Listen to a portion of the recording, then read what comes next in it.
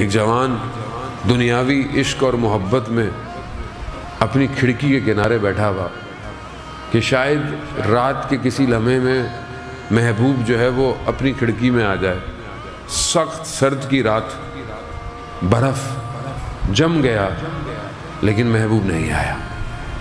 جب صبح صادق ہوئی تو اذان سے آواز آنے لگی، مسجد سے اذان کی آواز. تو اس نے کیا دیکھا کہ کچھ لوگ اپنے گھروں سے عاشق کی طرح معشوق کی طرف جا رہے ہیں. تو اس نے کہا کہ شاید کاش میں بھی اس کے عشق میں رات کو جاگا ہوتا تو میری یہ رات عبادت میں ہوتی. ہم اپنی راتوں کو کیسے گزارتے، ہم اپنی تنہائی کو کیسے گزارتے. زندگی کے سارے مسائل کا حل لا الہ الا اللہ ہے.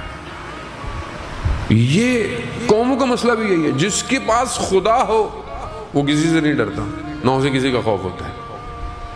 خدا خوف تھوڑی ہے.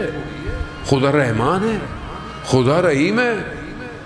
خدا 70 گنا یہ ڈیجٹ جو ہے وہ صرف سمجھانے کے لیے ہے، ورنہ لیسا کا مثل ہی ہے، اسی کوئی مثال نہیں دے سکتا. یا سریع الرضا، سب سے جلدی راضی ہو جاتا ہے. ہم بحیثیت ماں باپ سب سے زیادہ محبت کون کرتی ہے اولاد سے؟ ماں کرتی ہے نا. باپ تو پھر اکھڑ جاتا ہے، ماں نہیں اکھڑتی. ماں ہر وقت دامن، لیکن ایک وقت آتا ہے کہ ماں بھی ناراض ہو جاتی ہے.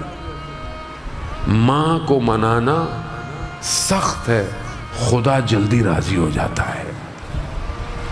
لیکن اس کی بارگاہ میں جانا تو پڑتا ہے، اس کی بارگاہ میں گفتگو کرنی پڑتی ہے، گڑ گڑانا پڑتا ہے. آج ہماری زندگیوں کی جو گتھیاں پھنسی ہوئی ہیں عزیزان محترم، وہ یہی ہے کہ ہم خدا سے بہت دور ہیں.